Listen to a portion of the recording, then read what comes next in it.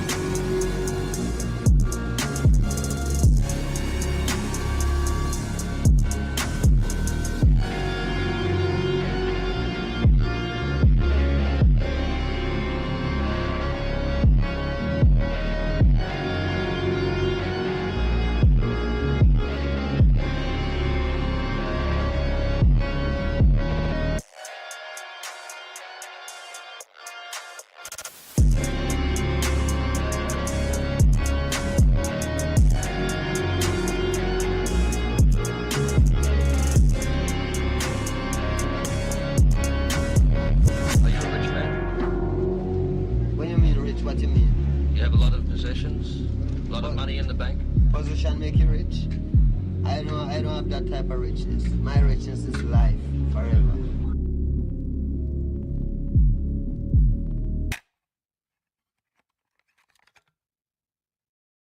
All right. Man, what a banger, dude. Ty 2048 crawls out from under the rock he's been hiding, just drops a banger and then dips. Shout out to Ty 2048. So good to see him uploading. It's a nice little Christmas gift I wasn't expecting. I hope you guys are doing good. Hope y'all are enjoying the nativity season, the Christmas season. It's so good to be back. What's up, John Connor? Good to see you, homie. It's so good to be back, everybody. We are so back. We're so back for another late night porch stream, radio stream, chill stream. If this is your first time being here, I saw we had a newbie here. Welcome, welcome. This is what we call a chill stream, a radio stream, where we're going to be going back in time to a simpler time, a simpler age where radio was king, and we're going to be listening to some radio stories from the 50s, from the 70s, and basically I'm on the porch. It's freezing cold. We got airplanes flying overhead, and we're just going to have a laid-back, cozy radio stream. It's freezing cold, so I'm going to do this for as long as I can. But, I do got the heated blanket, which is keeping me nice and cozy. It's been forever, guys. It's been a couple of weeks since we've done a stream. The last stream, it sapped my will to stream. I'm not going to lie. It really did.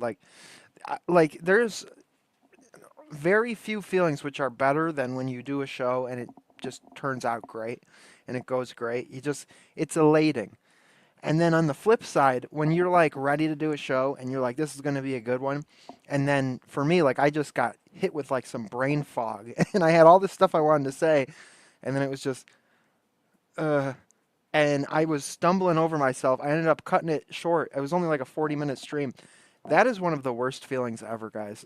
Like for any of you who don't do YouTube, like it's a rough time. So, you know, it kind of killed my my will to stream for a little bit. But you know, we got to get back on the horse eventually. So that's what we're doing. Jesky, what's going on, homie? Good to see you, brother. Good to see you, Mella. What's up, Mella in the house? I was at my grandmother's today. We were baking Christmas cookies, decorating Christmas cookies. It was a really fun time. I usually go to my grandma's once a week, and we were doing a bunch of Christmas baking today. Let me pull up some pictures. Hopefully, I can get Instagram loaded on here so I can show you guys the cookies we was making. Let's see. Where's my profile? I almost never use Instagram on the PC, so here we go. All right, let's share the screen. I'll show you guys some of the cookies we was making. Hope you guys are having your own cookie offs with your grandmas and your fams. All right, let's full screen it. This is me and my grandma today. This was like an hour ago we took this picture. Boom, look at these cookies, dude. The artistry, the finesse, the subtlety, the beauty, the simplistic beauty. Look at that. Michelangelo could not have done it better himself.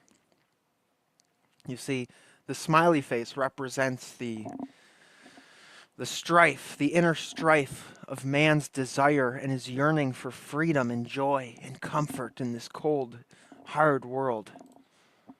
The snowman, a symbol of man's avarice and its gluttonous nature. The star. If you guys can see up here at the top, we got a buffalo. It's your buffalo Christmas cookies. She had a buffalo-shaped cutout. I was like, well, we got to do that one. A dove, a buffalo, a star, a heart, a snowman. The symbols of life, the symbols of joy, of Christmas time joy. Yeah, it was a good time. It was a good time. Peanut butter, Hershey Kisses, and pecan sandies. Dang, dude, going hard this Christmas season. I can tell just by looking, those cookies have my favorite icing recipe. That's right. That's right. Dude, it's so good. I look forward to it. And then we did gingerbread, but I prefer gingerbread to be not frosted, so I don't have any pictures of that. We made so many freaking gingerbread cookies, y'all. So let's share the screen. Let's get to the radioing. Let's radio it. I do have a playlist for anybody who likes this kind of stuff. And every time, I listen to these old time radio shows pretty much every day. And I'm always looking for good episodes to stream. And whenever I find good ones, I save them to this playlist. Best old time radio shows. It looks like we got 5 unavailable ones, which is a big bummer. Because I don't know which ones they took off. But so if anybody is looking for my favorites, you can kind of hop on here to this playlist and check them out. 2 are the selections for today. We've got Escape, which was released on June 24th, 1974. This was like more of a horror, scary type episode, I guess. More of like a horror drama. And then we have Straight from the Horse's Mouth, which is more of a comedy episode. Both of these coming from the TV show CBS Radio Mystery Theater. We've listened to some of these episodes before. In general, very high quality. They have, I think, like 1,000 episodes of this show. So there's a whole lot to choose from. Some of them are amazing, and some of them are pretty bad, but pretty consistent. I have to say, I've been digging this show. And then there was one other one that I put on here, The Believers. And this one I put on here because it's a Hollow Earth themed episode, which I just thought was really cool. The episode itself was not very good, so we're not going to listen to it today. But it is on here if anybody wants to listen to it. Just kind of cool that they did like a Hollow Earth episode, all the way back in the 70s. Pretty dang cool. So, like I said, it is cold out here. I don't know if I'm going to make it 2 hours listening to both Horse's Mouth and Escape. So I'm kind of like trying to figure out which one I want to play first because that's the one I know for sure we'll get through. Straight from the Horse's Mouth is a comedy one. Oh man, I really want to do that one because I remember liking that a lot. Whereas Escape, okay, we're gonna start with the non-comedy episode, and then I suppose once we do the second episode, it'll wrap up on a little lighthearted note. I gotta pause it because I know it's like all the way at the end here. We got a kitty cat, a little kitty cat thumbnail here. And actually, that reminds me, I gotta show you all my cat. Let me show you all my cat before we start, because I posted some pictures of my cat.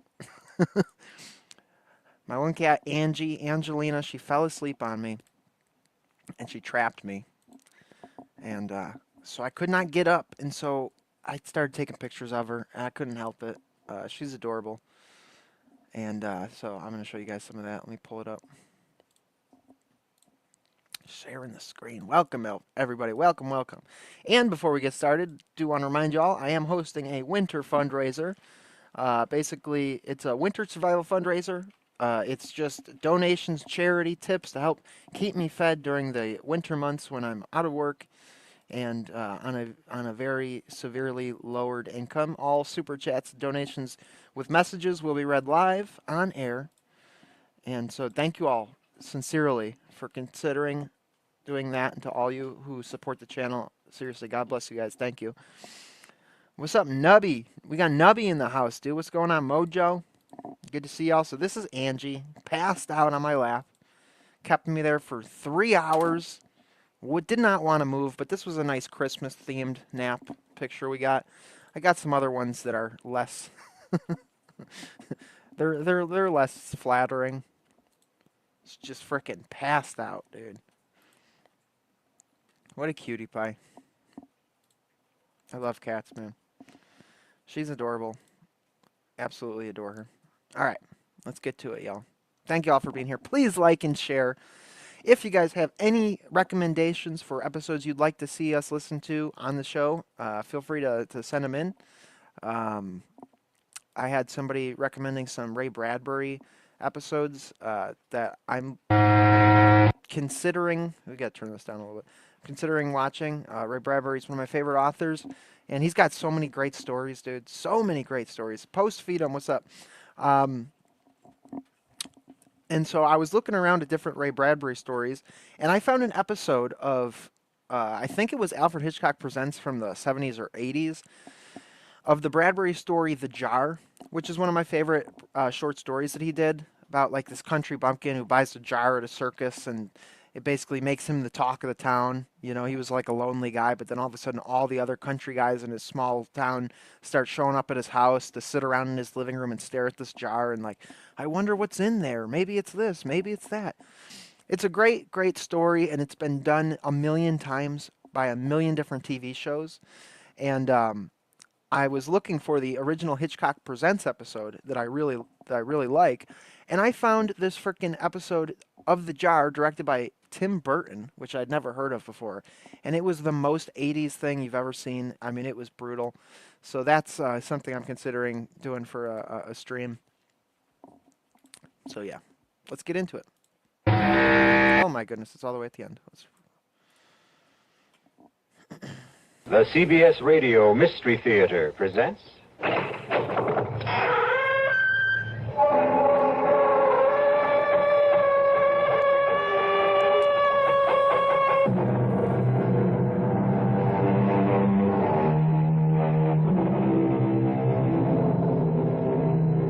Come in. Welcome. I'm E.G. Marshall. Welcome to the sound of suspense, to the theater of the mind, where on the unlimited stage of your imagination, we'll play out a drama of terror. Terror for three people who might be called babes in the wood. It's a frightening thing to lose your way, and even more terrifying if you're lost in an unfamiliar forest with nothing to give you a sense of direction. And that's where we find two escaped convicts, Hank Farley and Will Chase, fugitives from an army stockade, together with Hank's wife, Dolly, who tried to help them escape. But being lost is only a part of their problem.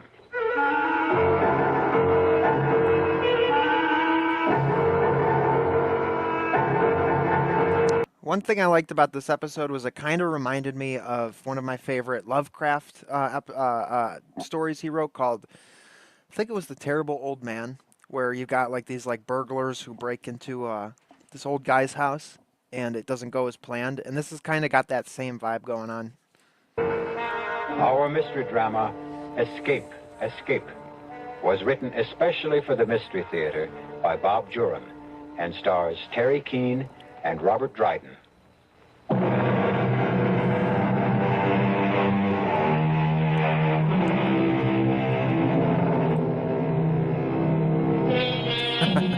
Welcome to a rainy August night in Louisiana. The lights of an army camp shine dimly through the sheet of water that falls from the cold black sky.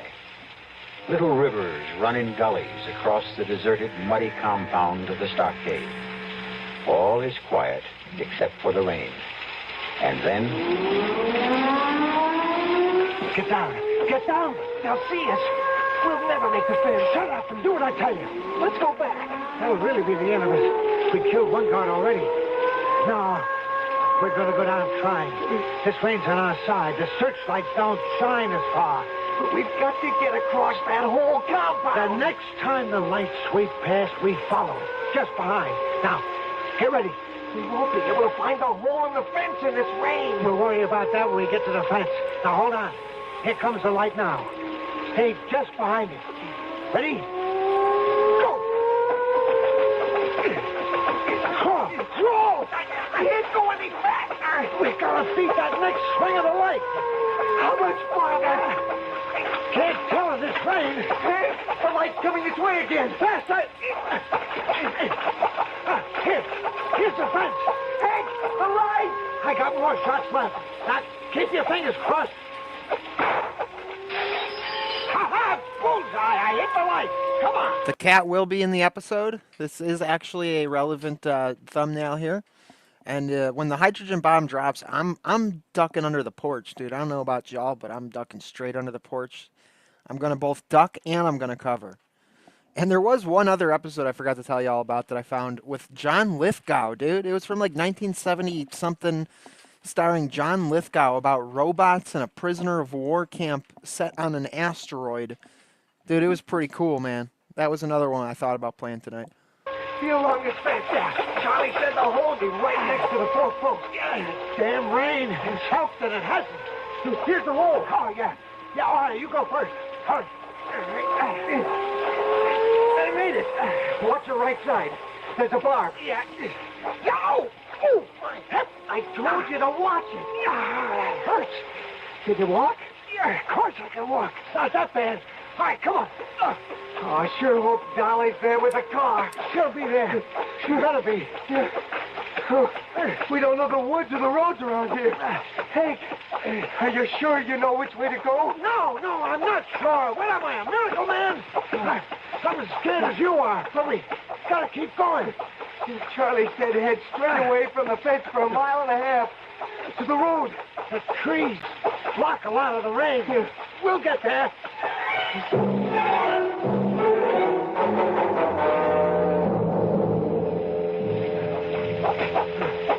There's a clearing. It must be the road. That looks like a car, Hank. Huh? It's too dark to be sure. Keep moving. It is a car, Hank. It's Dolly. She found the spot okay. Yeah. It's a convertible. I told you Dolly wouldn't let us down. Hank, you made it. Oh, bless you, Dolly, for being here. Okay, well, get in the back. Thank God you made it, Hank. Oh, I have missed you so. Time for that later, doll. All right, come on, get going. Oh, hey, man, you sure are a mess. Yeah, we have to crawl through the mud. Yeah. Hey, where are we heading? Well, first to Masonville. We took up the interstate there. I had a heck of a time finding my way in here. The rain didn't help either. It helped us back to the stockade. What's the matter? Oh, I ripped myself crawling through the fence. Is it bad? I don't know. I don't think so. I haven't had a chance to look at it. Well, maybe we should stop in Masonville. Are you crazy? Oh, you'll be all right. We don't dare stop. He's right. We'll keep going. Oh, shit. What's the matter? I just went past the road I'm supposed to take. You sure? Yeah, I'm positive. I turned right at the white sign coming in. See, that was his first mistake. Was the woman getaway driver? When you're breaking out of jail, picking a woman for the getaway driver. So I'm supposed to turn left going out. Well, can't argue with you. 1 mile on this road, and then right at the cemetery.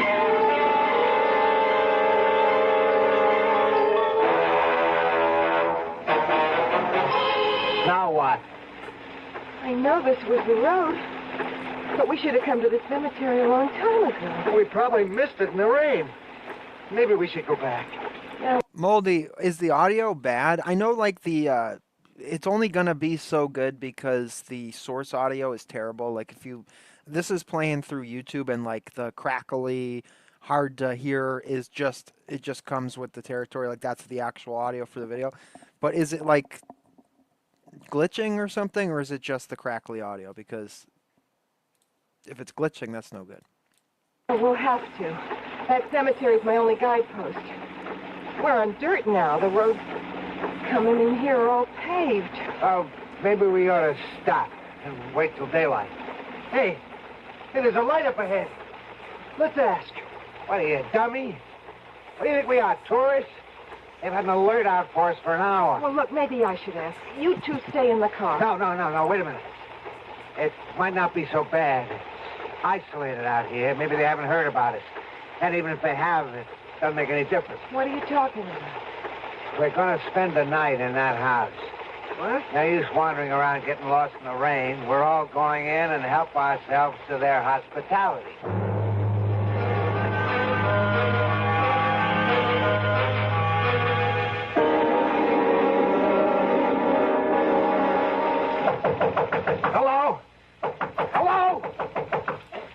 Yeah, Jason, that one's awesome. I saw that. I think it was like the day it dropped on Netflix. I saw What Did Jack Do? It was really funny. Really good little short. Oh, what do you want? Our car broke down. Can we use your phone? Oh, what happened to you? Haven't you ever seen mud before? Well, come on in.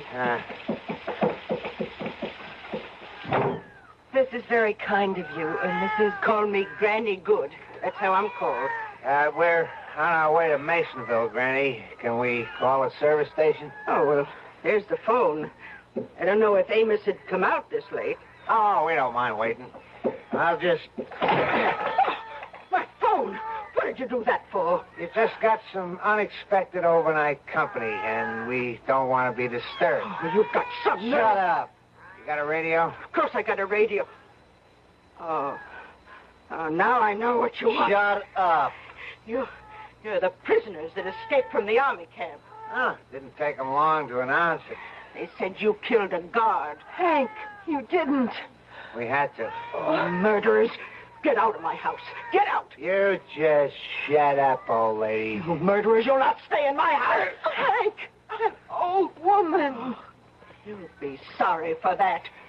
You're not the first granny I hit today. You won't be the last. Shut up. I said, get us some food. You'll be sorry. Hank, why are you acting like this? Leave me alone. He's on edge, Dolly. We all are. The past couple of hours haven't been any picnics. You know? What is it? Your hip again? Yeah, Well, here, sit down. Okay. Look, could we have some warm water and bandages? My husband's been hurt. You expect me to nurse him?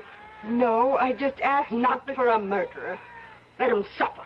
Get the bandages. Hank. A tax evader, maybe, but not a murderer. All right, I'll get you some water. But don't think you scared me into it.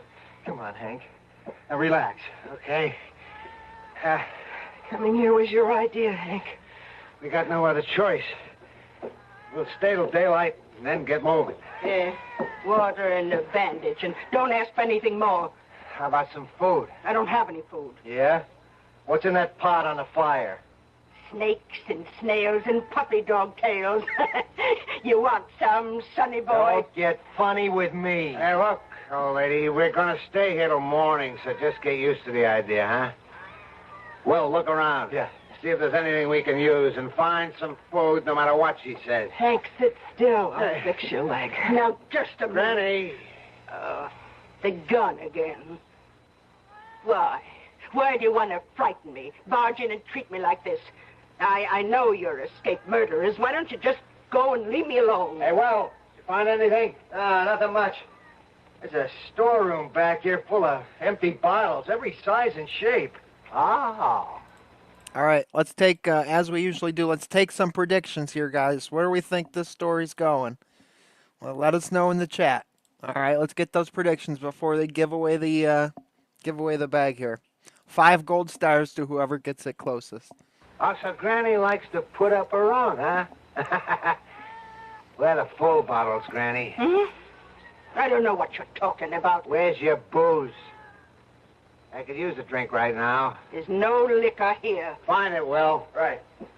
No, don't open that cabinet. Open it, Will. No, please. It's locked. Open it. No, please, don't. Get away from there. Hey, look at that. Money. It's Possible. mine. Stacks and stacks of money. Just laying there.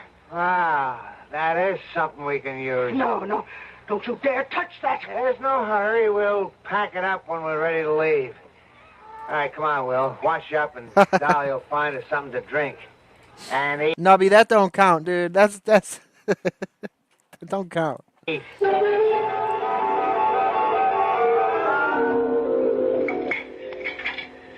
You want some more salad? Oh, no, thanks. Me neither. Hey, wasn't a bad meal. Yeah, better than that garbage at the Army prison, eh, Hank? I knew that old hag would soften up. Look at her, snoozing over there by the fire with her cauldrons and her cats. All she needs is a black pointed hat. Yeah. I could use some sleep myself. They'll take turns. There's nothing that old hag can do, but we better not take chances. She might run for help. Yeah, still pouring rain, though. I wouldn't stop her. She knows her way around here. Well, look, I'll stay up. I'm too nervous to sleep anyway. I don't like the way that one cat keeps staring at us. Yeah, I know what you mean. It's bugging me, too. What are you two trying to do? Spook us all? I'll just be glad when we're out of here. Hank, why don't we leave now? Granny will tell us how to get to the main road into Masonville just to get rid of us. No way. She could get us really lost or direct us right back to the Army base. Now, we'll wait for daylight. She's waking up. So what? I'm going to sleep. You're all still here. Yeah. I thought you'd be gone by now. I told Rimba to send you away. Who's Rimba? My best friend. Aren't you, Rimba? Well, maybe he didn't get the message. It's that cat that's been staring at us. Send them away, Rimba. You have the power. Send them away. Hank, I'm frightened. Keep that cat away from us. Yeah. Go ahead, Rimba. We've been hospitable long enough. Send them away. If that cat comes any closer... These people are getting scared of a cat. Like, I don't care how big a house cat is, bro. Like, that cat keeps looking at me. You keep that cat away from us, you old bag. Hey! Rimba! You killed Rimba! That cat was mad. It was attacking. You killed Rimba! Now you'll pay. Murderer! Nobody guessed the cat was going to get murked. Somebody said the grandma was going to get shot, but nobody said... Nobody said that the cat would get shot. I'm shocked. Postfeedum says Granny's secret killer. That's a good guess. That's a good guess. That's a big maybe. You hit me. You steal my money. Eat my food. You killed my cat. Oh, you'll pay with your lives. You have no more chances left. Hank, I'm scared to death. She's going crazy. She's throwing things on the fire. Oh, what can she do? That cat was going to... Fire first, and then the ash. Golden powder from the sash. Powder mixed with basil green. Mandrake root and things unseen. Now a grain into the fire to test fulfillment of desire. Oh, it blew up. What's going on, Hank? I don't know. She's putting on some show. Look, I don't like it. We've got to get out of here. Killers of my faithful friend, on thee the hate of hell descend. Now, once again into the fire, complete fulfillment of desire. No!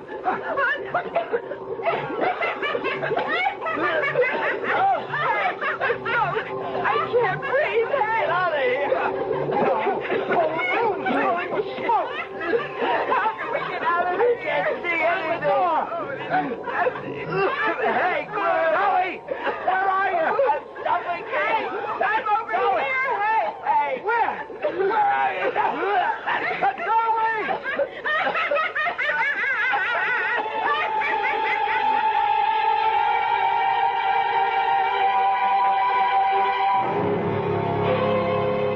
Well, that's one way of getting rid of unexpected and unwanted company. Smoke them out. And Granny is certainly within her rights when nothing but brutal treatment rewarded her hospitality.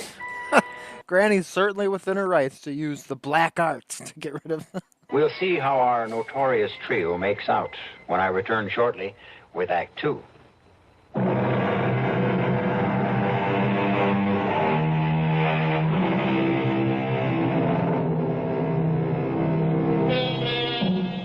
We return now to the rather bizarre scene at the cottage of old Granny Good.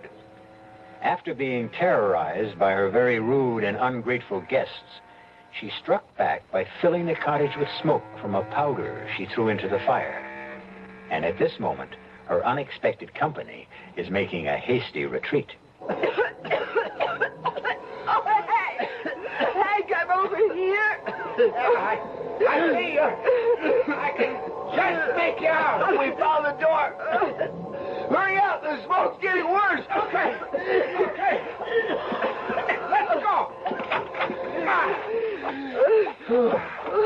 Oh, I can breathe. All right, keep running. We'll get to the car. Hey, the rain stopped. But it's so dark. I can't see either of you. Oh, that's the way it is in woods at night. The car ought to be right over here. We parked close to the cottage. Oh, I can't see it. Look, we can't see the lights in the cottage anymore. Did we run that far? No, it didn't seem like it. Let's double back.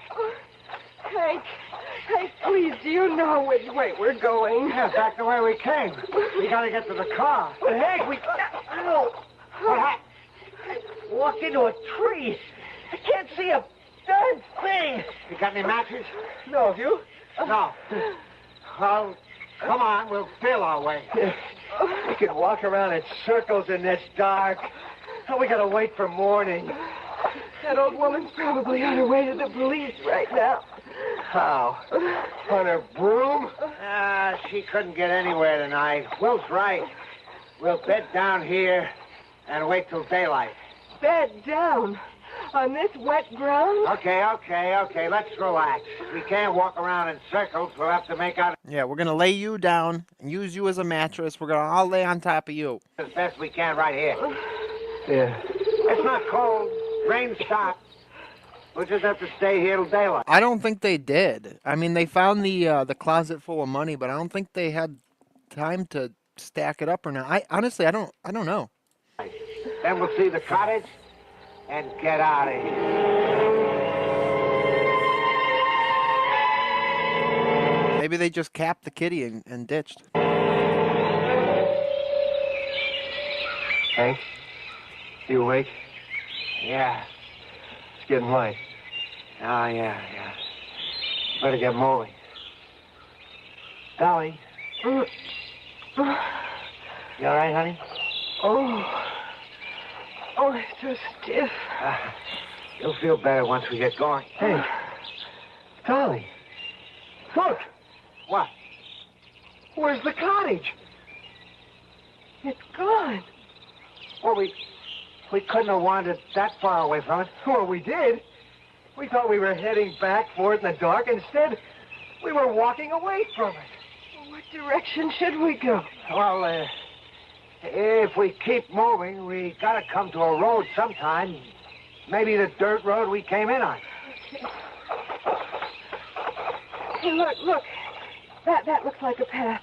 Up ahead. Oh, yeah. Yeah, the undergrowth isn't as thick up there. Well, the path's gotta lead somewhere. What do? We go right or left, huh? Left. It seems to go up. Yeah. Maybe if we get to higher ground, we'll see the cottage. Oh, okay. We go left. Yeah. Hank, suppose we can't find our way out of here. We don't have any water, any food. Don't think like that, Dolly. We'll get out of here.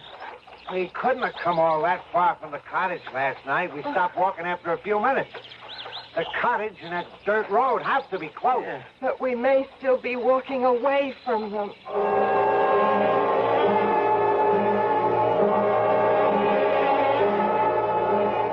Oh, Hank, please, I gotta rest. Yeah, okay. We'll stop for a while. Oh, My leg's bothering me, too. I'm dying of thirst. we all are. It's so blasted hot, too, and still. Hank, Huh? do you notice something? Like what?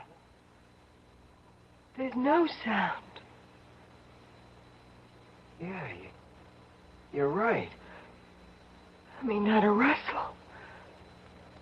No birds. Come to think of it, I haven't seen any animals either, like a squirrel or chipmunk or anything. It's unnatural. It's the heat. I just wish we could find some water. Oh, look, you two stay here. Maybe I can scout around. No.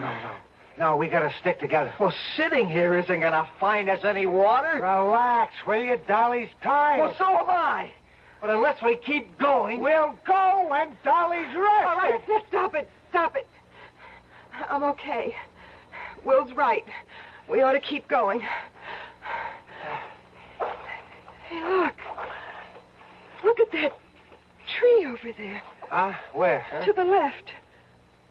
No branches, just flowers at the top. If I wasn't so miserable, they would be almost beautiful. It's, probably a vine, like the bougainvilleas in California. When I was in L.A. one time... Hey, up ahead! It's a clearing! Oh, That's a solid prediction, Roby. thank God. Oh, yeah. Maybe we can get our bearings if we get out of this undergrowth. Hey, come on! Yeah, maybe there's a pond or a stream or something. Look at... Wow. Look at the size of that rock. That's bigger than a house. And white. It's like a whole hill collapsed into a pile of white boulders. Look, I'm gonna try and scale this one. Maybe I can get a clue about where we are. Be careful. It's not too bad. I can get a footing.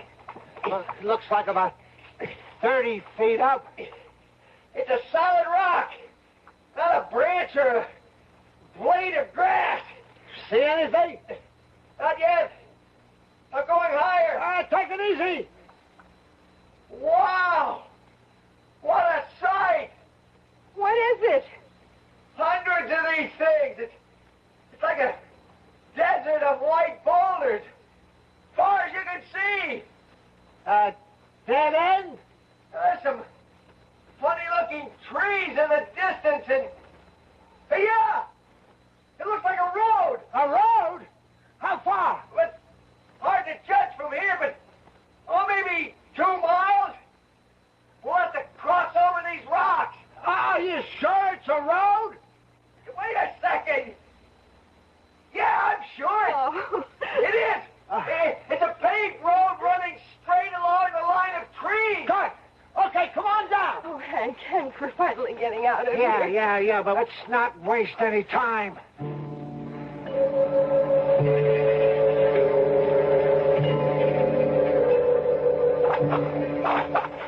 How much farther? We're almost to the road. You can see the line of trees. This leg's killing me. You know, I think it's infected. I've got to have some water. It's not far now. We're coming out of the rocks now. Okay, where's the road? I don't know. It was along here. I saw it. And nothing. Nothing but more jungle. Uh-oh. We're back in the woods. I know there was a road. You thought you saw a road, you damn idiot! That was a mirage!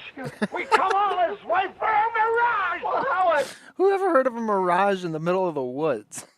I don't think that happens. I don't know! God, we're lost. We're lost, Jack. We're lost. Shut up, Dolly! We're gonna die here. I know it. We're never gonna... Stop it, will you? Shut up! Okay. All right, we all got to rest now. The heat's getting to us. And I can't go another step on this leg without some rest. Oh, well, that's just great. What are we going to have to do, carry you? You're going to have to carry me if I don't get some water. Now, look, we've been pushing for hours. Let's try to calm down. All right, we're lost, but... What? What? Listen. What is it? What would someone be doing making a sound like that? Whoever it is probably won't know about us. We can ask him how to get out of here. He's got to know how he got in. Sounds like he's clearing brush. He's coming closer. What is that? Oh, my God! That looks like an ant! A giant ant! Oh, hey! It's as big as I! All right, get back under these rocks! It hasn't seen us! I didn't see anybody predict giant ants. Baby stick. Oh, hey. Down and quiet! Oh, my leg is... Hey, it can't be an ant! Well, you saw it! But I don't believe it! What's it doing now? Hey, looks like it's eating a plant! What are we gonna do? Pray it doesn't try to eat us. Oh, stop it! Stop it! I can't stand it! Hey, you shut up! I think it's seen us. Oh, I heard it. Yeah, it's waving those things on its head. I think it heard us screaming at the top of our lungs. It's trying to find out where we are. Don't anybody move a muscle. It'll stop moving. We're just dreaming this. There can't be ants that big. I think it's spotted us. I can't look. It's moving this way. It's moving. We can't fight it. We gotta get back under those boulders. They form a natural cave back there. Yeah, but I can't make it fast on this leg. You've got to. Take his arm, Dolly. I can't move. Okay. I'll make it on my own. I can't move. Hey, well, I'll drag myself. It's attacking! No, I can't stand it! I can't stand it! Get here fast! Give me a hand, Hank! I'm not gonna make it! Save Dolly! You make it! I'll get you in here! Dolly's all right! If a thing that big stings you, you're dead! It can't reach us in here. Oh, we're okay now. It can't be real. That can't be real. Oh, that was straight out of a nightmare. I got chills all over. I can't stop shaking. So hideous. Has it gone? No. It might be trying to find another way in. Oh, no. Oh, gosh, that's an ugly thing. Oh, it's moving away. Back into the woods. Oh, thank heaven. How could an ant get to be that size? I mean, this isn't Mars. It's Louisiana. What do you... Hey, maybe it's mechanical. What? What do you mean, mechanical? Well, some kind of vehicle the Army's been testing. Remote control, maybe. Oh, we've been walking in this heat for hours. No sleep, no food, no water. We could be imagining anything. It tried to attack us. There was no vehicle. Well, then how do you explain an ant as big as a lion? I don't know. Well, whatever it was, it's gone. But it's still out there. Somewhere.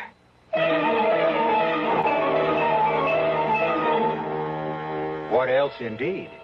Could there really be an ant as big as a lion? There are such things as mutations, we're told. I'd certainly hate to have one of them show up at one of my picnics. But if that's any indication of what lies ahead in this strange Louisiana wood, it won't be any picnic for Hank, Will, and Dolly when we return shortly with Act 3.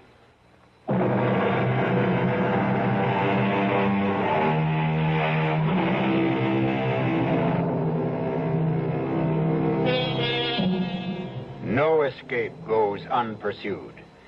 And at the moment, while Hank, Will, and Dolly are considering their predicament, their pursuers are hot on the trail. Let's return to Granny Good's cottage as a car bearing the word Sheriff on its doors winds its way up the road and then suddenly stops. Something wrong, Sheriff? Yeah, that car by Granny Good's cottage. It's got out-of-state plates. Don't see many of them around here. Let's walk the rest of the way. Keep your gun handy. Harley and Chase were on foot when they left their stockade. If you see the old lady, shoot her. Well, they could have been picked up by somebody. Hi, Roy. Hi, Granny. Everything all right here? No, it ain't. I just got finished burying Rimba, my favorite cat. Whose car? That belongs to the fellas I think you're looking for. They've been here. They were here. They're gone now. Without their car? Oh, Granny, this here's Major Thomas from the Army base where those two fellows escaped from. He's investigating. How do, Major? Hello, Mr. Good. You say they were here and then left without their car, is that right? Last night, a few hours after they came. And good riddance. They're nothing but murderers. They killed my cat, my Rimba. And they hit me, tried to steal my money. Yeah, well, now, if they didn't take their car, They drank all my homemade liquor, too. they go. I don't know. It was pouring rain. They run out into the woods. There's a girl with them. She drove the getaway car. She said she was the wife of one of them. Yep, Hank Farley's wife. Dude, I would love that. I've always wanted to make my own radio shows. I do have scripts that I wrote for radio shows back in high school. Like, I have a whole portfolio of my writings, and I have quite a few radio scripts in there. And somebody was talking about the sound effects. Like, that's, like, the most fun part in my mind. It's, like, doing the sound effects and stuff. Wasn't married. Oh, well, come on in out of the heat. I have lemonade ready. All right, tell us what happened last night, Granny. Well, Roy, they bust in here around 10 o'clock. Oh, they traveled fast. First alarm went out at 9. They were all covered with mud. But I'd heard it on the radio. I knew who they were. And they pulled the phone out of the wall. And they wouldn't take their shoes off before coming in, and I told them to. But what made them leave? Why'd they run into strange woods they didn't know? Oh, it beats me. Oh, here's your lemonade, Major. Thank you, ma'am. Thank you. Roy? Oh, thank you. Major, I don't think you're ever going to find them. Those woods out there, one wrong step and you're lost forever.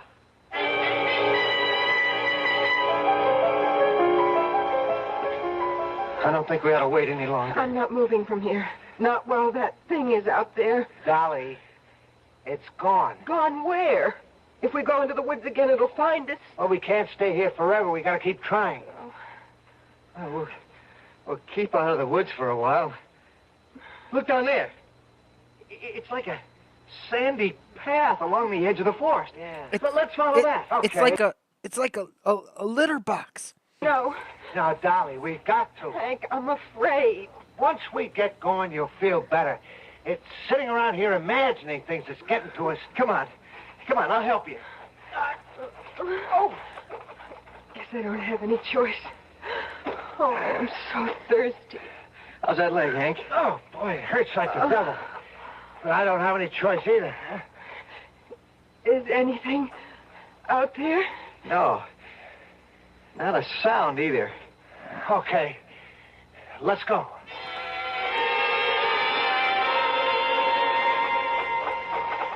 You know, it seems to be getting lighter. I think we're coming to something. What do you mean, coming to something? Well, another clearing, maybe. The sand strip's getting wider. Look, it's like a desert. They have deserts It's got these odor-capturing crystals in here. in Louisiana. Well, what do you call that? There's nothing but more sand up ahead. Oh, it's better than jungle. Well, what do you think? Should we go across? We don't know what's on the other side. Well, we don't know what's behind us either. Yo, move up a bit. Clontarf, what's up, homie? What's up, dude? What's up? You're making it here for the end of episode 1, but we do have another one coming up after. See if there's anything to give us a bearing. Sand's deeper here. You sink in over your ankles. Well, be careful. See anything? Yeah. Hey, what's the matter? I don't know.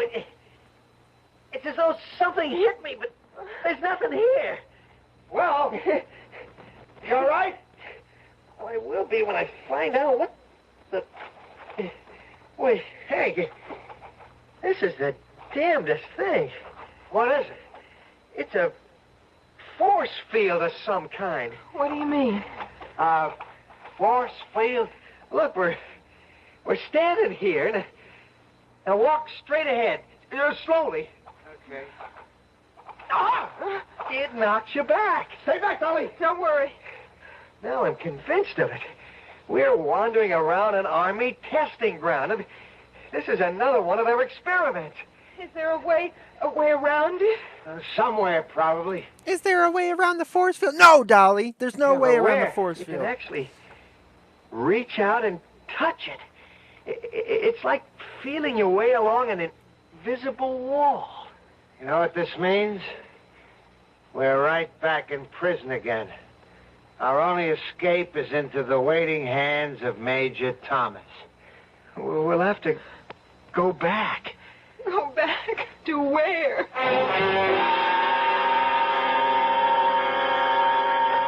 Well, hold up a second. Look off there to the left. Nothing but sky. I think the land drops away at the edge of the woods. Oh, let's find out. Maybe we can get a bearing, huh? Oh, Hank, I'm so tired. I can't keep going. Okay, honey, okay. Sit here for a few minutes.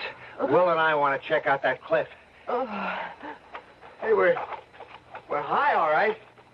Nothing but space out there. Don't go so close to the edge. Look down there, will you?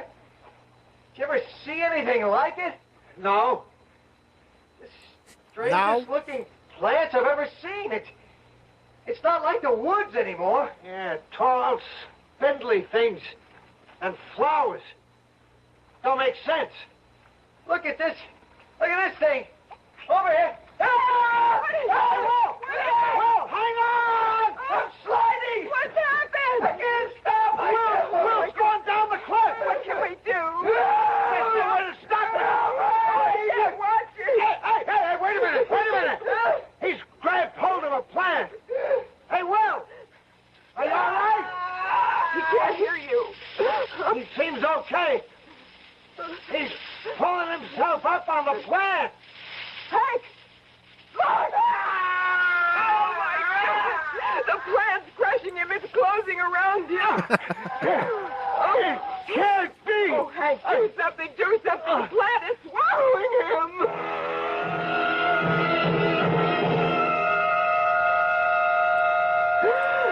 We're never going to get out of this place. I know that. We can't get out. You think? Dolly, please, don't let go.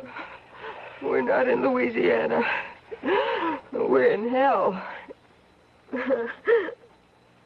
When I was a little girl, I used to have bad dreams about hell. My mama would say, Dolly, if you're not a good girl, the devil will get you. And you'll go to that place. Stop it, And I'd Dolly. go to bed and I would think about hell. Based mom? And I'd dream about it. Oh, God. And now I'm here. I'm here. Oh, honey. Oh, Mama. Can I have a drink of water, Mom? I promise I won't call again, Mom. Oh, Lord. Dolly. It's so dark. And I'm so thirsty. Dolly, if you could just Mama, shut up. don't make me You'd get be real out. annoying. Oh, please. Water. I hear water. It's water. Dolly, don't go out there. It's water. It's dripping off that big leaf. It's right off the cliff, Dolly. Water at last. Dolly, come back here. Dolly! Dolly! It's left of the water, too.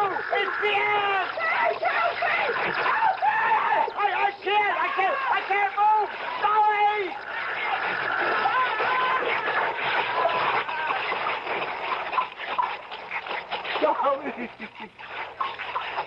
Dolly!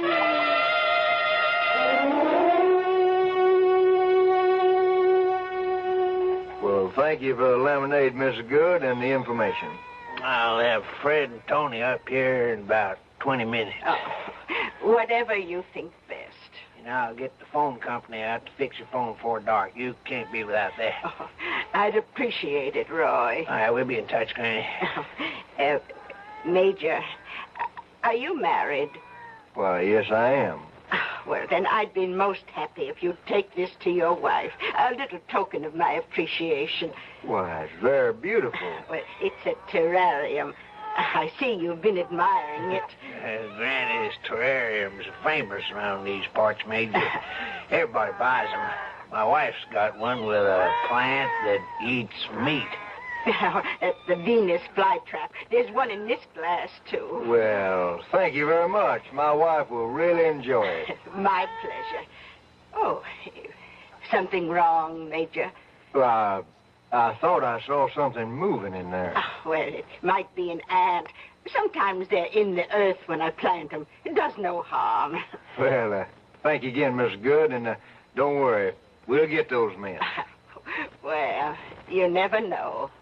You might be closer than you think. Dun, dun, dun.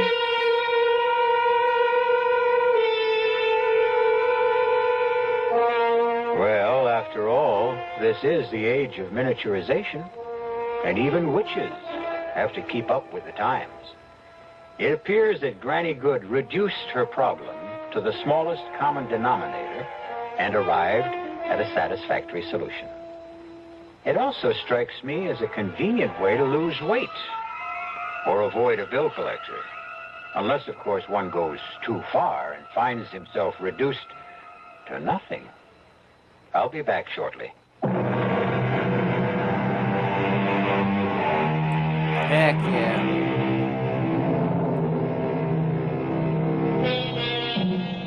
Hank, Will, and Dolly might well have heeded a popular saying before tampering with Granny Good.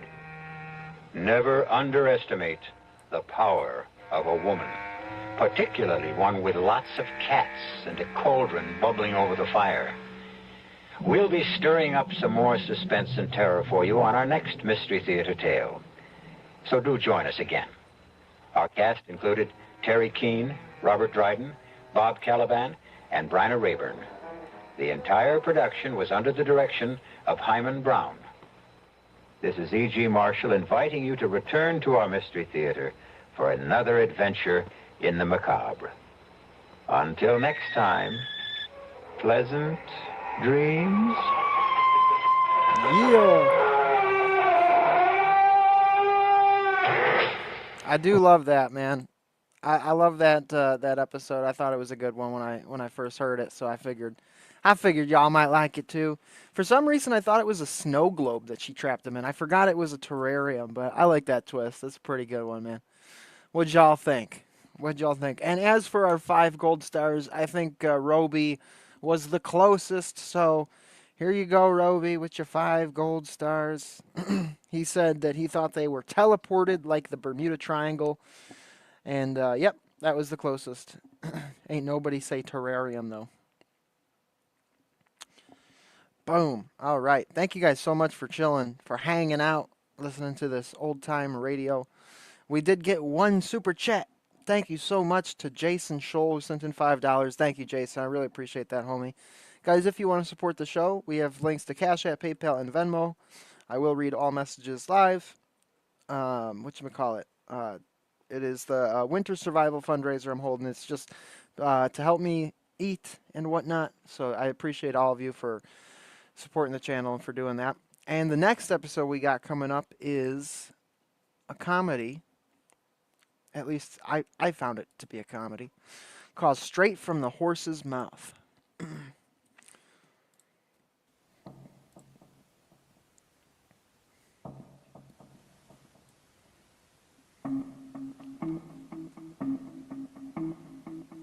All right, skipping ahead here, skipping ahead. Some even try to live.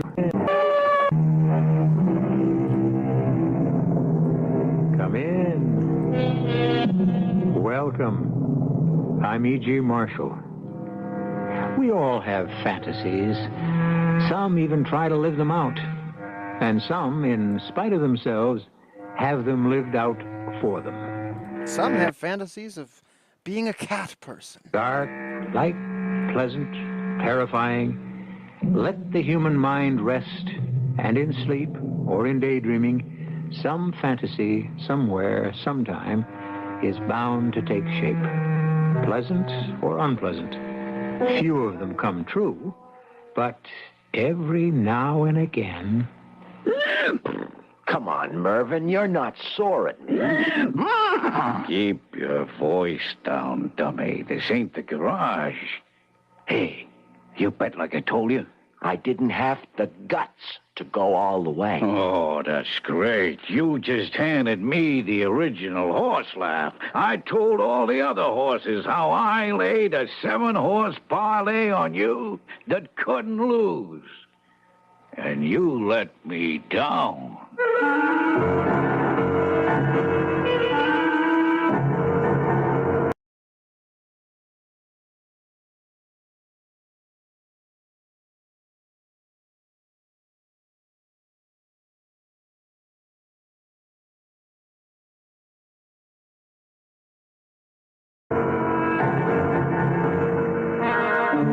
Our mystery drama, Straight from the Horse's Mouth, was written especially for the Mystery Theater by Ian Martin and stars Robert Morse. It is sponsored in part by True Value Hardware Stores and Luden's Medicated Cough Drops. I'll be back shortly with Act 1. What up, Maddie? Good to see you, homie. Everybody, go subscribe to Digital Minefield. It's good to see you, bro.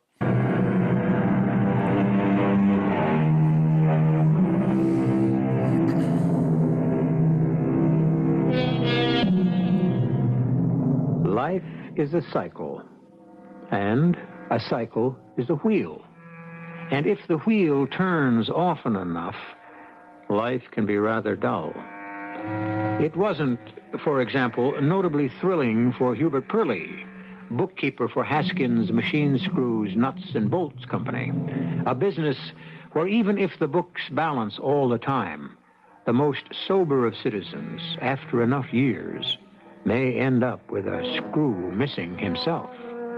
Add to that a humdrum life at home, and let Hubert tell you his story himself. Whether you want to buy it or not is your decision.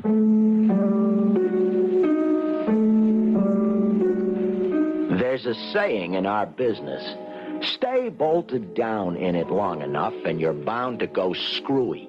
I used to laugh at it when I first started in because I thought it was funny. All these years later, I wouldn't be too sure. Anyone who has someone like J.D. Haskins for a boss doesn't come up thinking anything is very funny. Pearlie! Oh, damn it! Pearlie! Miss Pratt, didn't I? Oh, there you are, Pearlie. Yes, sir, Mr. Haskins. Here I am. Well, come in. Where you been? When you called me, I was there, and I came right here. Well, where's there? I was checking the inventory. Why? According to the Drisbone Company, they were short several nuts on the last order. Oh, well, they're luckier than I am. On staff here, I have too many. That's quite funny, well, sir. I'm glad you think so, because I don't. Oh, if you don't think so, I don't either. I thought it was a joke, Mr. Haskins. Well, I don't make jokes, Pearlie. Now, you ought to know that by now. I guess I should. Well, I'm going out of town for a few days, and this weekend, to drum up some business so we can all keep body and soul together. I'll be missing a few days till Monday, and I am trusting you to keep your eye on things. Now, I'm leaving things in your hands. You'll take care of the payroll and the bank deposits, huh? Yes, sir. Yeah, and don't forget that Friday is a holiday. Thank heaven there's someone in this business I can depend on. Now, that's all, Pearlie. I'll see you Monday. Almost everything Mr. Haskins says is like a threat. Even just, see you Monday. Everybody is in awe of Mr. Haskins, even our That's a goal I have. I aim to be able to talk that way. foreman, Sid Wenzel. That loudmouth. So he's going to give our ears a rest for a couple of days, huh? Why, Sid, how can you talk that way about Mr. Haskins? You notice I keep my voice low and mellow so it don't carry? You didn't answer my question. Well, just today and tomorrow. Friday is a holiday, remember? Remember, it's the only one around here I remember since last Christmas. Do we get paid? He's authorized me to disperse wages. Never mind a fancy book. Oh my goodness. You broke your right elbow. Oh, Lord have mercy. Okay, yeah. Everybody, please pray for Kira. I'm sorry to hear that, Kira. I hope the surgery goes well. Thanks for popping. It's good to see you. And Lord have mercy. Keep it talk. Check or cash? Why cash, just like always. Okay, now I can relax. Don't forget the combination of the safe now. Don't worry. I wouldn't dare go back to Beatrice without my pay. I was you, I wouldn't dare go back to Beatrice. At all. Ever. Beatrice is my wife. Well, what am I going to say? You got to understand Beatrice to love her. I found out. And her mother, Bertie, that's her mother's name, owns the two-family we live in. It's in Astoria. It's a semi-detached. I don't know why they call it that, since it's right in the middle of the whole block, and you have to drive around the ends down a very narrow driveway to get to the garage, if you got a car, which we don't. Bertie lives down, and we're up. Who's that? I got a shotgun here. Don't you come anyways near. It's all right, Bertie. It's just me. Eh? Who's me? Hubert. Oh, you. Who are you expecting, Jesse James? Oh, well, it's no call to make fun of a suffering woman. Oh, what's wrong, Ma? Oh, I got this sharp pain running across my back. And, I just got no strength anymore. Oh, that's too bad. What are you reading? Oh, just glancing through my poor husband's old books. Oh, that's his veterinarian encyclopedia. Some of it's real interesting. More than I ever thought about him.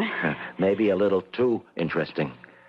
What does that mean? From what you told me about your symptoms, looks like you might be coming down with a hog cholera. Hog cholera? What do you mean, Hubert? A person can't come down with something that infects a pig. I'm saying you're a fat pig, Bertie. Jeez. I don't know what made me say it. Yes, I do. But I shouldn't have. Still, I'm not sorry. Let her stew in her own juice for once. I had worse things to face. I was home, but I was late, and Beatrice was waiting. Where have you been?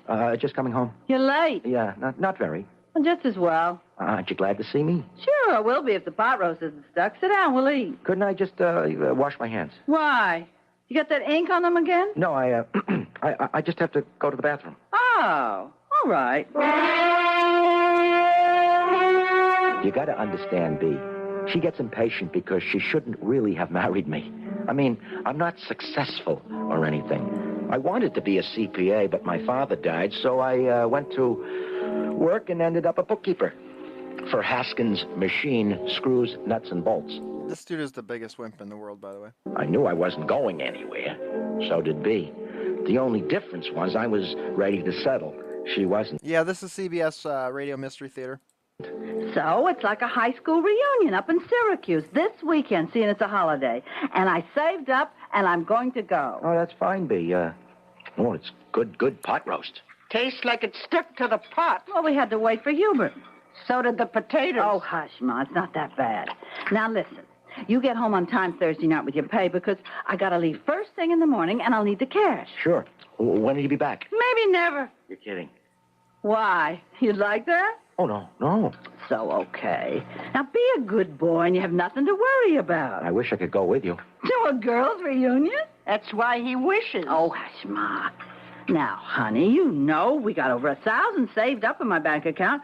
We'll take a vacation soon, the two of us. And leave me alone. Oh, I'll stock up on TV dinners. You won't go hungry. I gotta put the links in the description because I wasn't exactly certain what episodes we were gonna listen to. So I'll punch the link into the chat so that you can have it right away. But I'm gonna be adding them to the description after we're done going live. Okay, so everyone's paid off. You all ready for the big weekend? After I close the safe. You said your wife was taking off for a couple of days? Yeah, I've got to get right home with my pay. What are you doing the rest of the weekend? You know, I don't play poker. I wasn't thinking of that. Or the horses. They ain't running tomorrow.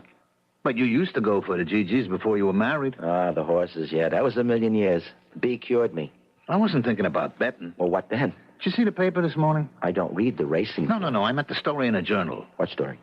Hume Pidgeot died. And today they're selling off all his racing stable. You know, pretty fancy boy went for $750. $750? What are you, crazy? $750,000. You're putting me on. At auction? You said it. And another went for $400,000 and $350, a couple around $300. They were all like that. Boy, I would have loved to see any horses worth that much. Look, I was thinking the auction's still going on tomorrow, and it's open. So what do you say, you and me, if your old woman is taking off, we go have a couple of beers, watch the fun, and maybe dream a couple of dreams. What dreams? Yeah, like you and me could put in a bid and maybe beat the game the way us small guys never do. What's that mean? Well, look, we can pretend maybe that we bid in on some filly, you know, or some 2-year-old. Then we have a ball watching the racing results and figure out how we might have become millionaires. What do you say? You want to take a whirl? Might be my only chance. Even my last chance. Where's the auction? Bill Chase Park. I'll meet you at the information booth in the Fleetown bus terminal right after I see B off at 10 in the morning.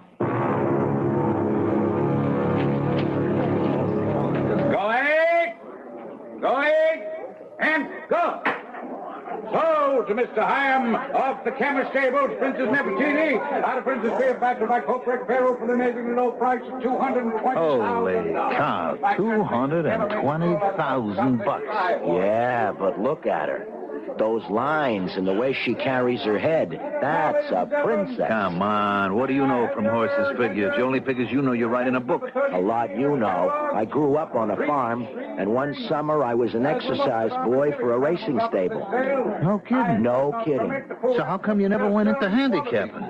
I mean, you know horses, you know figures. How could you lose? I don't know.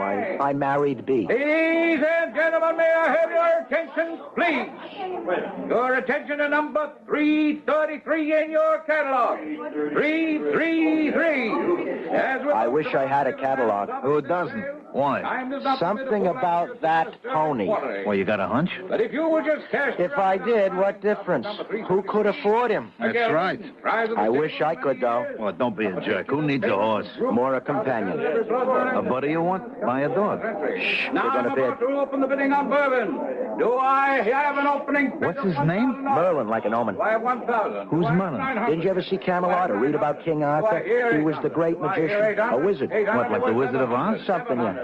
Do I have a bid of 600? I have 500. I have a bid of 500. Do I hear 6? Do I hear 6, gentlemen? Do I... 500? That's an insult. I could see him blush. How could you see a red horse blush? All right. I have 8. I have 8. I have a bid of 8. Who'll give me 9 for this unusual animal? Do I have 9? No one? $8.75? Come on, horse lovers, you should be ashamed. $8.50. Take your hand down, Hubert. Do I hear a raise? $8.50. Hey, $8.50. Can't let him go that low. I just can't let him go that low. 3 times. Going, gong. Hubert. The gentleman of the pinstripe. Very good. What are you, crazy? You just bought yourself a horse for $850. Oh. Hey, what happened? All right. Stand back, everybody. Stand back. He's all right. He just got excited and he fainted.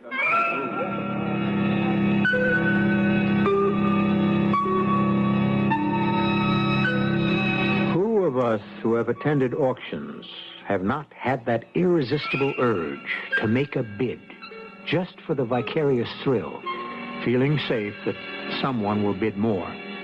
And how many of us have had nightmares that it might happen and we would win the bid? I'll return shortly with Act 2.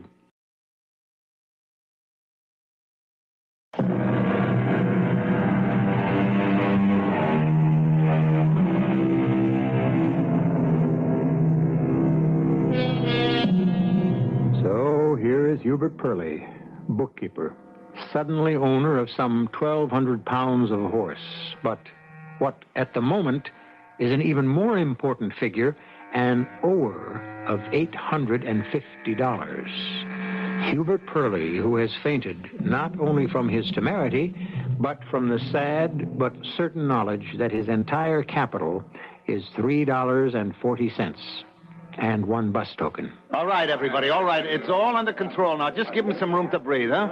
Hubie, you okay? I had a bad dream. What, that you bought a racehorse? How'd you know? Because that's what you did. The guy's leading it over here right now. Oh, no. $850. That was the price. Maybe there's a sales tax yet. I wouldn't know when you buy a horse. How am I going to pay for it? What's B going to say? One thing at a time. You could maybe give him a check. Are you kidding? All I got is $53.74 in the Christmas club. Then I got one answer for you. What? B's gonna say plenty. Where's the guy that bought Mervyn? Who? Oh, you mean Merlin the wizard? No. I mean Mervyn the stable pony. Oh, yeah. You're the guy. Well, here's your prize. They're waiting for you at the auction desk to put up your dough. Wait a minute. What do you mean stable pony? Just here, Mervyn. What do you think you were buying? Citation? No, but I thought, I didn't... still want to know what you meant by stable pony. Can't you read a catalog, mister? This is a workhorse.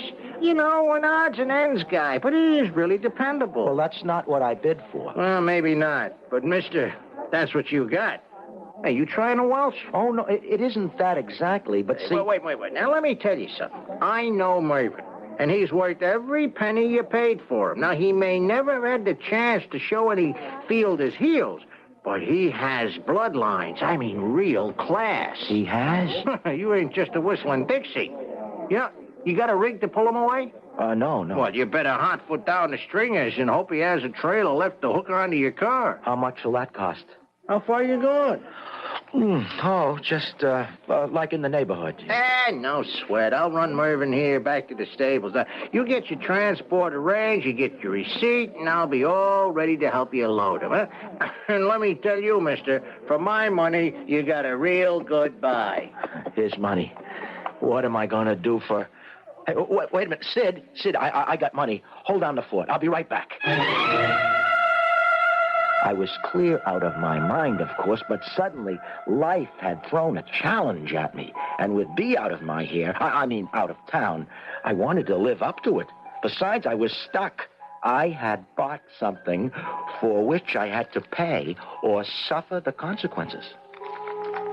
I wasn't stealing Mr. Haskins' money out of the safe. I was only borrowing it. $1,000 to cover buying Mervyn, renting a car, a horse trailer, contingencies. I had that much in the bank. Well, not under my name because I'd given all my money to B. Still, it was my money. I wouldn't worry right at the moment just how I was going to explain what or why. I had spent it on Mervyn.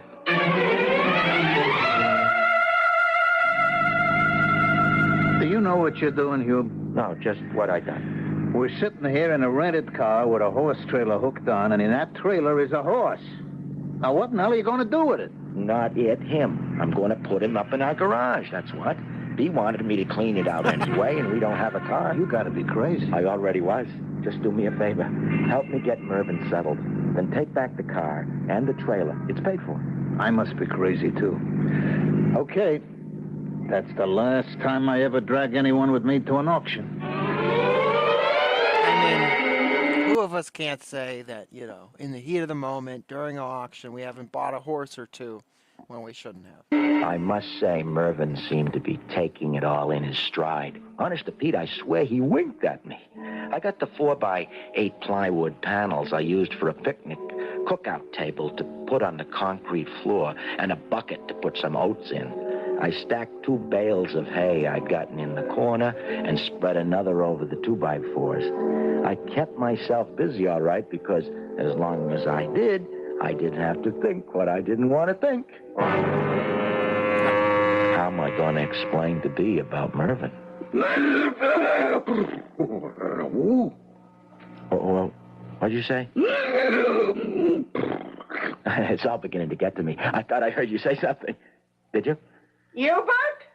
Is that you out there, and what are you doing? No, I was just, fixing up the garage, Bertie. Hey, don't let her know you're out here, huh? Hold it down. Okay.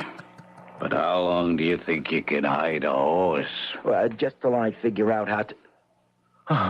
Holy Toledo. Oh, my goodness. Now I am hearing things. You got someone down there with you, Hubert. You're not drinking beer with one of those men Beatrice doesn't allow in the house. No, I'm not doing that, no. I suppose the This dude is such a simp. You're not hanging out with your friends that Beatrice said you couldn't hang out with, right? moment my daughter's back is turned, you'll have that Sid Wenzel back again. No, Bertie, honest. None of the guys come around anymore. I'm the only one. The only guy down here, that's all. I'm fixing up the garage. Well, just remember, dinner at 6 sharp. I don't want to miss any of my shows. Who's that old bag? That's my mother. No. You didn't say that. You mean you don't like an old battle axe like that? It isn't that. Oh, no. Now on top of everything, I'll have to go to a psychiatrist. Bea could never live that down. What are you talking about? What are you talking for? You're a horse. Horses aren't supposed to talk. Well, I ain't no ordinary horse. I don't believe it. I just do not believe it. Here I am talking to a horse. But worse than that, the horse is talking to me. Hey, what are you, a snob? Look, Mervyn, I got to get out of here, okay? What's the matter? I say something wrong? Just the fact you're saying anything, that's wrong. Would you excuse me a minute? Sure, it's your house. Only, don't be gone too long, huh? No, I'll try not. I mean, you comfortable enough? Well, yeah. Well, just as soon as it gets dark, we could maybe take a walk. Yeah, just don't take too long. I ain't no elk, you know. I don't know how I got through the next 36 hours or so. You ever tried to hide a horse in an area like Astoria? Especially with nosy neighbors? I gotta say, Mervyn cooperated. He was used to early hours, and he kept real quiet during the day. And the couple of nights we took nice long walks. Once I got over the first shock of his talking, I got used to him. And I must say, he was the first real close friend I had in a long time. He was a good listener. So by the time Bea got back, I knew he was at home and happy, and I was ready to fight to keep him. So, you enjoyed your weekend? Well, you know, Ma, it was interesting to see the old class, of course. The successful ones didn't show up, just as run-of-the-mill. Why don't you ask her what she means by that, Hubert? I don't know what you mean, Bertie. Oh, you know what she means. She means my classmates who married well. Oh, like you didn't? I didn't say that. What did you say? I'm not arguing. I just say it was interesting. I wouldn't have missed it for anything. A special time. So, what went on here while I was gone? Nothing. Same as always, you know, more or less. More or less. What does that mean? Ask him. All the comings and goings in the basement. I got to go watch TV. Thanks, Bertie. You don't Bertie's a ever get snitch. away with nothing. with me around. What'd she mean by that? Well, there's something I have to explain about this weekend. I knew it. You dragged in all that cruddy bunch of friends of yours you used to run around with drinking beer and... Could we just talk about this calmly? Drinking beer? Then maybe I could answer you. Okay, now, you know how it is with us. I mean, every time I bring my check home, I turn it over to you, right? Right. So? So, it is our money. Yeah, well, I take the money because you don't know how to handle it. For your sake. And I put it in an account where it's safe. From me. What does that mean? Well, it's in your name. I can't write a check. That would be cashed. Well, of course not. That's how I keep it safe. But supposing I needed to write a check on that account or to get some money, how would I get it? You just ask me. Then would you give it to me? Well, it depends for what. You just beg me. Well, maybe you better come downstairs and meet our non-paying guest. I mean, sooner or later, you've got to anyway. I'd rather it was me that showed you than Bertie or someone else. It ain't the sort of thing you could keep a secret too long.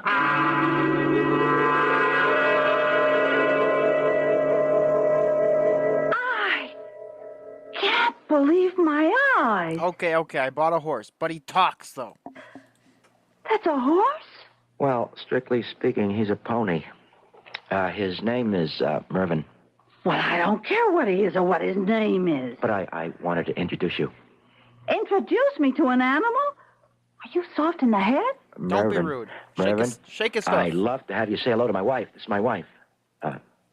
Mervyn? You have been drinking. Hubert, you know what you're doing? Just trying to have Mervyn say hello to you.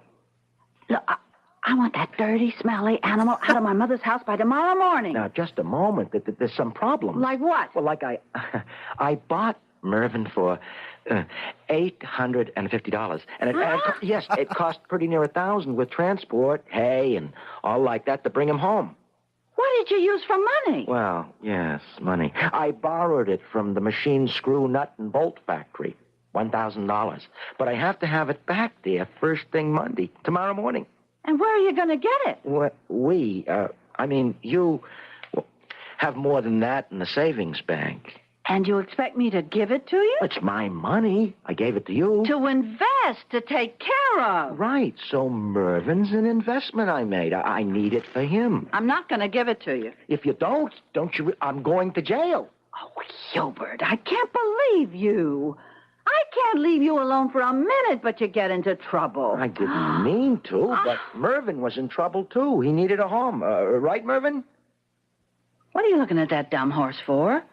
You expect him to speak up for you? John, I haven't seen that. I'm going to have to check that out, dude. I thought maybe... I think maybe you don't think.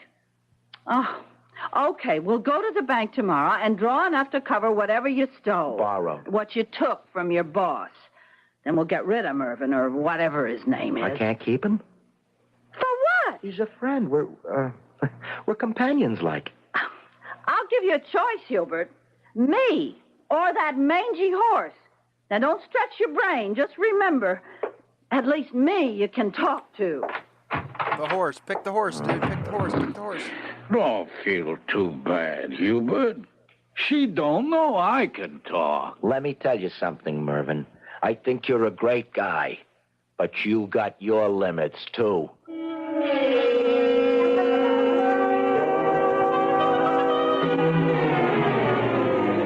B was as good as her word. We got in the bank early, cashed a check for $1,000, and before Mr. Haskins got in Monday morning, I had the cash back in the safe. I never would have believed it, but the way things were shaping up, that was the least of my problems. Now, what was I going to do about Mervyn? I took the most direct way, and at lunch hour, I went home to lay all the cards on the table. Yeah. I see a problem. That's no help. I see my problem, too. But what am I going to do about it? Oh, don't look too tough to me. Oh, it doesn't. No, like this here. Now, your mother-in-law owns a house, right? Right. And you don't have no money because your wife gloms onto your paycheck every week, right? And I'm not welcome because it costs money to get me, and it'll cost even more to keep me, right? That's right. But supposing I was to become a breadwinner, that I brought in enough dough to keep us all, like we horses say, rolling in clover. Oh, that would be a horse of another color. Yes, oh, we got him made. Oh, we do we? How? I'm gonna handicap the races for you. Better than that, I'll tell you the winner. Or, how to find out who's gonna win. You could do that? Hubo, pal. How could anyone turn his back on a tip from me, eh? It's straight from the horse's mouth.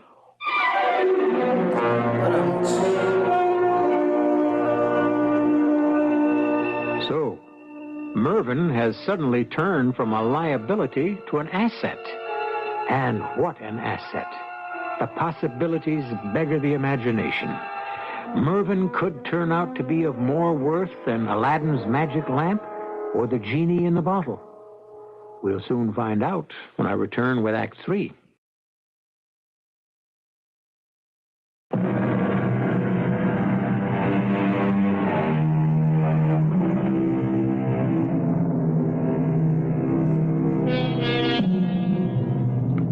At Mervyn's request, Hubert has sneaked upstairs to find the morning paper, carefully avoiding Bertie's beady eye and his wife's more formidable nose for anything so wildly out of the ordinary as Hubert being home at midday.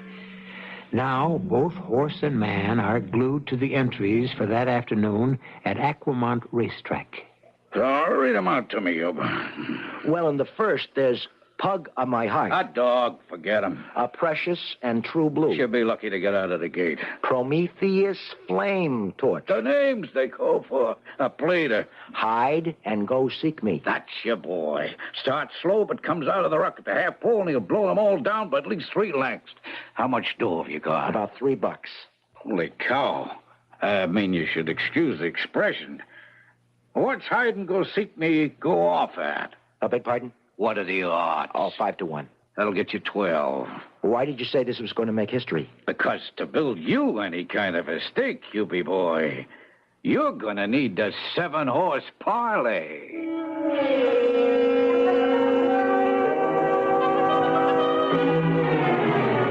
Oh, you got it all straight, huh? I guess. First race, I bet $2 on Hide and Go Seek Me to win. That gives me 12. Second race, I bet the 12 on Princess Handmaiden at 14 to 1. That brings me 180. Third, I go to the paddock. That's right. And look for the horse with the blue and gold silks up. As he passes you say, Marvin sent me, right? Then you tell him the name of the 3 horses I give you already. When you name the right one, he's gonna give you a big wink, and you know the fix is in. That's the horse you bet. I got it written down. 4th and 5th and 6th. What's the matter? Well, you know how it is. I ain't been around the stables a few days. Now I ain't on the inside like usual, so maybe you should spread your bet. No. With you, let's make it simple. Pick any one of the 3 to show. It's a hedge, but you couldn't lose. And it'll hold your stake, even build it a little. Because for the 7th, I'm giving you a horse couldn't lose even if it fell down at the quarter pole. On 3 legs, it'd still get up and left the field. You sure you know what you're doing, Mervyn? I'm helping you win enough money to become like maybe a millionaire. Supposing I should lose. So what did you blow? A lousy $2. We could start again tomorrow. I left straight for the track, calling in on the way to the office and reporting sick. I was sick. Sick with fear, anticipation, dread, and a kind of wild excitement I'd never had in my life. If Mervyn was right, and even accounting for the 3 races he couldn't figure exactly with a $2 bet, I stood to come home with $500,000 to $1 million. I want to tell you, that turned my blood to water. What would have turned my blood to water is if I had known what was happening back at Astoria while I was making the big fling.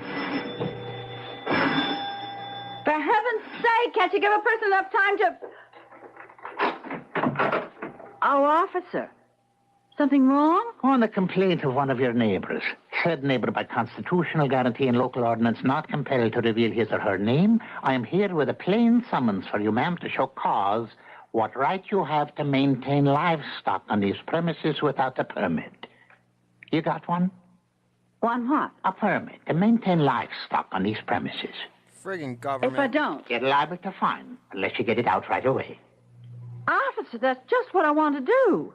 But how do you get rid of a horse so easy? Well, how did you get hold of it in the first place? Oh, it's a long story. It was my husband's fault. Ah, he owns the G. No. As it happens, I do. I mean, he's in my name. I signed the check to buy him. Then you collect the fine. But I'm the one who wants to get rid of him, only I don't know how. Well, now, maybe you and me could make a deal, lady. I got me a cousin on my wife's side. You wouldn't believe what he does for a living. Well, I don't want to get mixed up in anything against the law. Lady, you're talking to a defender of the law. It's just that my cousin runs a horse and carriage by the Park Hotel. You know, so people could ride old-fashioned lovey-dovey stuff through Central Park. So? So he's got a sick horse, and he's looking to buy a new one. And you don't come by a horse all that easy these days. He lives right down the block. You want him to give your horse the once-over? Oh, well, I don't know. I mean, if you could take him off your hands now, I wouldn't have to hand you the summons. It could be a win all around. Why don't you come in, officer, and call your cousin? Maybe he could come right over. Like I say, I didn't know any of this because I was at the track. And after the second horse came in, I called Sid at the factory and told him what was up. I needed moral support. I mean, I was sick with excitement. And when he heard what was going on, he got sick too. And Mr. Haskins was out 2 employees. Sid met me, like I told him, at the $10 window just before the 4th race. Hey, Sid! Sid! Over here. Yeah.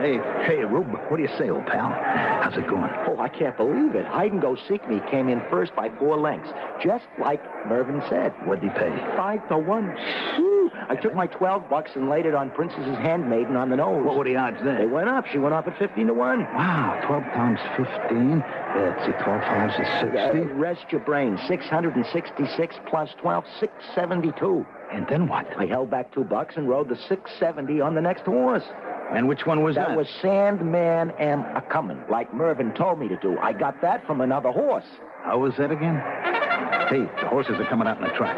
Oh, still plenty of time to bet. What'd you ask me? I said, how did you get a tip from another horse? Well, the way Mervyn told me to do, I went to the paddock, told this horse, Mervyn sent me, and asked him 3 horses which would win. He gave me Sandman Am A-Comin'. And he won? Well, he was the favorite, 7-5. Wow. So let's see, that gives you, you got 954 plus your bet.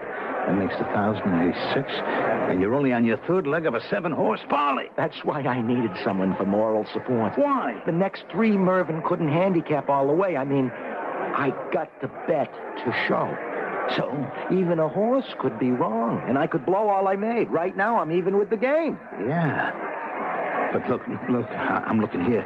If all 3 horses show, you figure to come out with at least $2,000. And the 7th race is at 90-1. You could become an instant millionaire. That's what's making me nervous. I mean, like, the first time. What are you talking? I mean, quit while I'm even. Like, tomorrow is another day, and Mervyn could handicap that for me, and I could get rich by easy stages. I don't know what it's... I'm superstitious, maybe.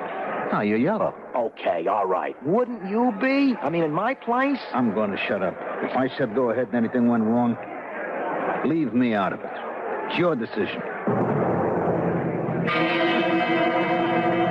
So I didn't have the guts. I mean, would you? I sat there like I was turned to stone and watched the last 4 races. All the horses Mervyn gave me won, placed, or were show. And in the 7th, you know, the long shot ran away with the field? I could have been a millionaire. But at least I had my first $2 and nearly 1,100 profit, and some of it Sid and me blew on some beers, and then I went home. I'd called in sick to the office.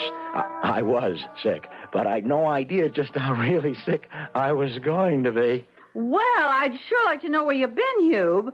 Phew, with a breath that's enough to knock over a horse. Don't mention horses to me. Where you going? Your dinner's burning up in the stove. I couldn't eat the way I feel. I'm going downstairs to see Mervyn.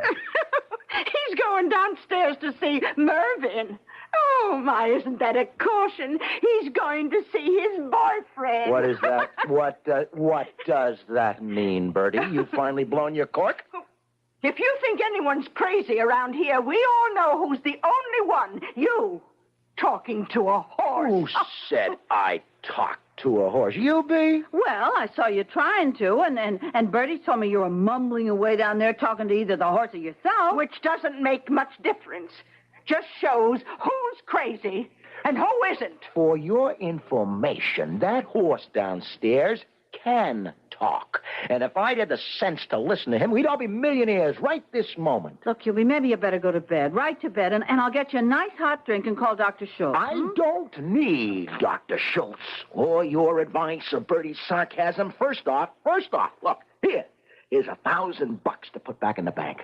Where'd you get that? At the racetrack, from $1 $2 bet, parlayed through 3 winners Mervyn gave me. If the both of you had only left me any guts, I'd have gone all the way and let him make us rich. I'm going right now to apologize to him. Wait a minute. Are you serious what you're saying? Today, that horse in our cellar could have made us millionaires. I didn't have the sense to listen to him, but you can bet your life I will not close my ears twice. Hold it, Hubert. No, ma'am. This is important. There's no sense going down there. Why? Mervyn isn't there anymore. Huh?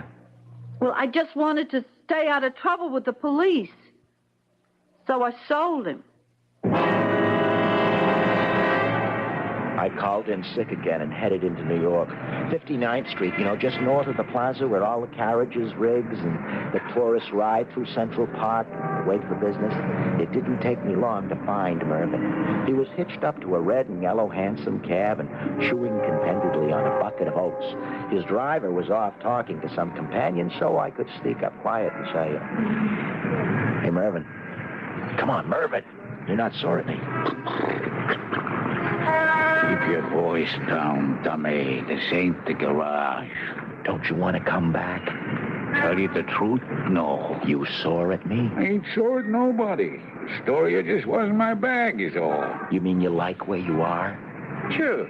Easy work. Stroll through the park with the birds singing every now and again. Companionship. I mean, my own kind of people. And a lot of horse talk in between jobs. And a stable with my own kind of facilities. Sure. That suits me fine. Hey, are you in the bucks? You bet like I told you? Well, no, I sort of, I dropped out. I didn't have the guts to go all the way. You want to make me sick? Well, I was telling all the other horses how I laid a 7-horse parlay on you, and you let me down. Oh, I wouldn't next time. You'll be pally, there ain't no next time. Anyone follows the G's knows that. For most, there ain't even a first time. So it's like marriage. You gotta figure our philosophies don't mix. Better you go your way, and I go mine. You wouldn't come back to Astoria? Hey, watch it, that crazy kid on the motorcycle. Shoot!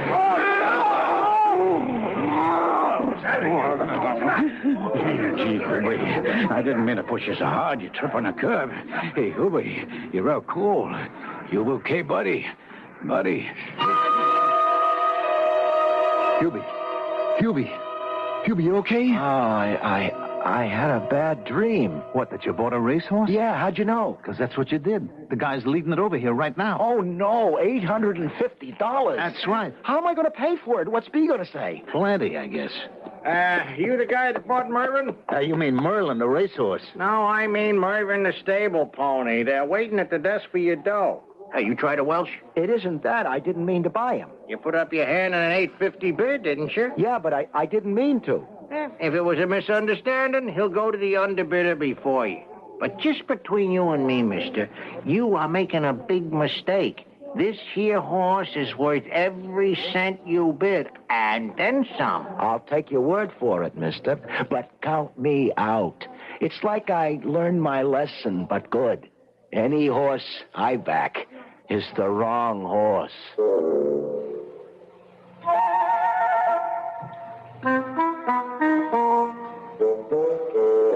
It would be nice to think that someone, Hubert Purley, or you, or I, or any other such deserving soul, could get rich overnight. Any way at all, including backing the horses. But in the calm light of day, we all know that it's only a dream, don't we? So in the end, we'll all find more happiness in forgetting our fantasies than indulging them. Still, that doesn't have to stop us from dreaming, does it?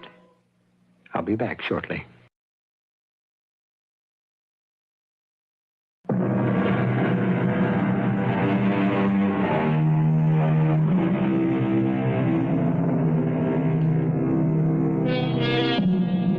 Just by way of a parting thought, 'tis a good horse that never stumbles. Everyone makes mistakes, but it leaves a pleasant taste at the end of this tale that no harm was done. And if you are in New York and are looking for Mervyn, he's the one with the top hat and the red geranium behind his left ear. Why don't you try and engage him in conversation? Our cast included Robert Morse, Augusta Dabney, Bryna Rayburn, Ian Martin, Mandel Kramer, and Earl Hammond. The entire production was under the direction of Hyman Brown. All right. I like that one. I mean, I don't like the old trope of it's all a dream. You know, that kind of brings it down a little bit. But I gotta say, I love the attitude that the horses got. I don't know. I thought it was good. That was cozy. Yeah. No, he didn't win. He wussed out the whole time. The guy's a wuss. He started as a wuss. He ended as a wuss. It was a dang shame, but yeah. Oh, well. Well, guys, that's the radio chill stream for tonight. Thank you all so much for being here. Thank you for hanging out with us. We're going to be doing these, every so often, so I really appreciate it. We got one super chat from Jason, so thank you again, Jason. And yeah, guys, if anybody can, I am asking for charity to just keep me going during the winter because it's been a struggle lately. So appreciate anybody that does that, and God bless you guys. I hope you guys have a great nativity fast. I can't wait for Christmas, dude. I can't wait for nativity. It's gonna be a ball, dude. It's gonna be a ball. So. God bless everybody. And please keep Kira in your prayers. I remember she was asking for prayers. So please pray for Kira. And if anybody else up in here needs prayers, put your name in the list. Who all thought, what episode did you guys like better? Honestly, if I'm thinking the horse one. I like the horse one a little bit better. Most of the time these stories are horror or thriller themed, but every so often they'll put a more lighthearted one in, and they're hit or miss. But this one I think was a hit for show, dude, for show. Good to see you as well, Mela. Thank you so much. Yeah, I got quite a few episodes that we could play. Hoping that we'll get like just a somewhat warmer day lately, at some point soon, so I can sort of stay out here too long. But my fingers are freezing, so I'm about to go in, guys. God bless y'all so much, and until next time, Lily Walk signing off. Peace out, y'all.